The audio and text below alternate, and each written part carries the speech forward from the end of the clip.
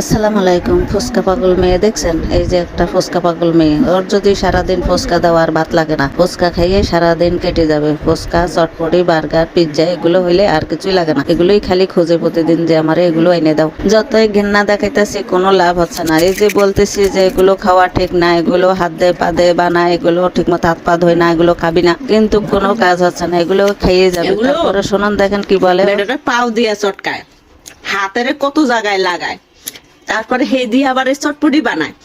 তো এগুলো কি খাওয়া ঠিক? তুই কি এগুলো খাইতে খুব পছন্দ? দেখুন বলে খাওয়া ঠিক না, কেন না এবার হাত দোয় না, পাও দোয় না, নামাজ পড়ে, উজু করে, পায়খানায় যাইয়ে না, কি করে? তুমি কি খাওয়া ভালো? না না, এগুলো একদম খাওয়া ঠিক না।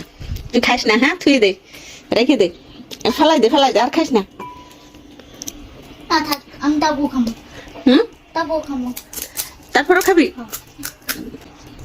এত অসম্মানী করলাম, তারপরও খাবি? সারাদিন আমার ভাত না দিলেও যদি ফুচকা দাও তাতেই শান্তি। ফুচকা ছাড়া আমি বাঁচতে পারবো না।